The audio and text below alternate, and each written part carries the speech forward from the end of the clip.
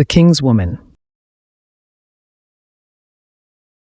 एक चीनी ऐतिहासिक रोमांटिक ड्रामा है जो किंग्स इन शी हुआंग यांग और उनकी पत्नी मिंगयुआन जियायी की कहानी पर आधारित है। इस शो में प्रेम, सत्ता, बलिदान और ऐतिहासिक घटनाओं का सुंदर मिश्रण देखने को मिलता है। कहानी किंग्स इन शी हुआंग के शासन और उनकी सत्ता संघर्ष के बीच एक सशक्त महिला की यात्रा पर आधारित है।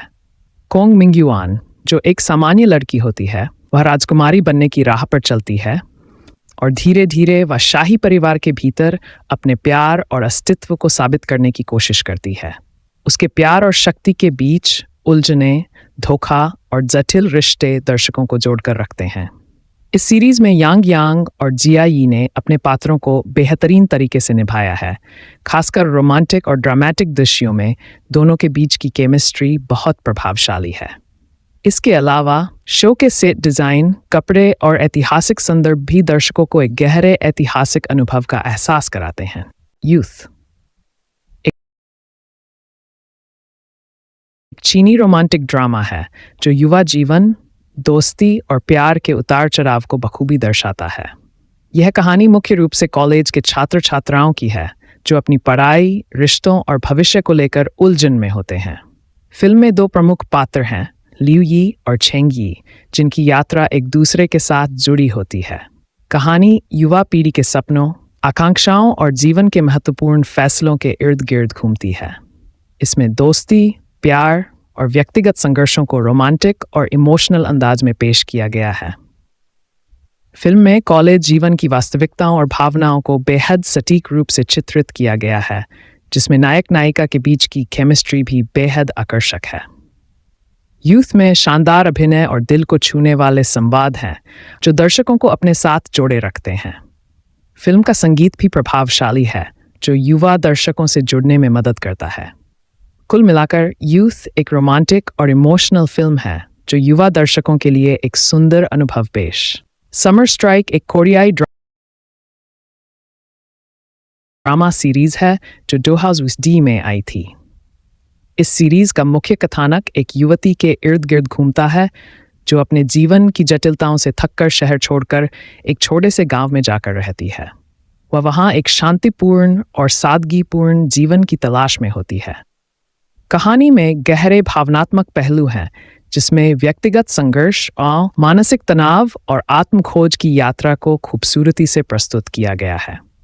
सीरीज का माहौल हल्का फुल्का होने के बावजूद ये दर्शकों को जीवन के असल पहलुओं को सोचने पर मजबूर करता है।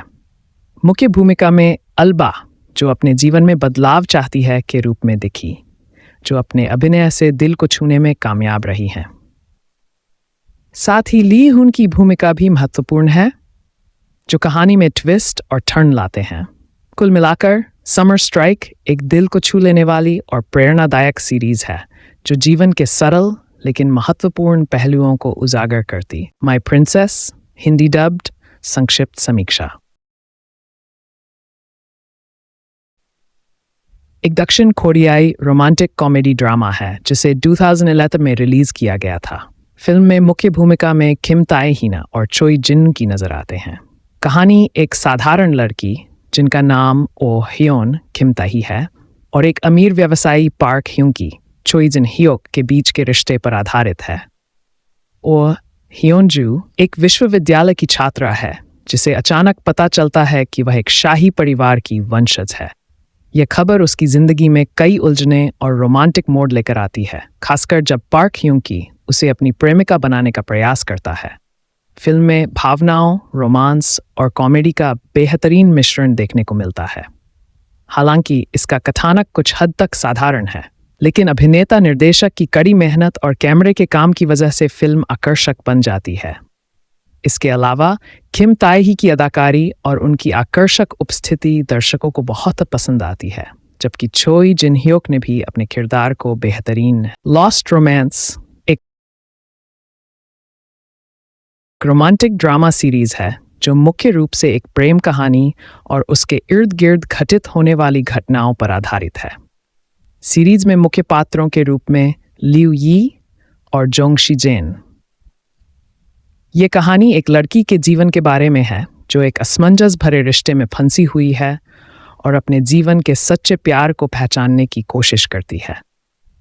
कहानी में लियू यी एक पुस्तक लेखक है जो खुद को एक रोमांटिक कहानी के लेखक की तरह महसूस करती है, लेकिन असल जीवन में वह एक जटिल और उलझी हुई स्थिति में है।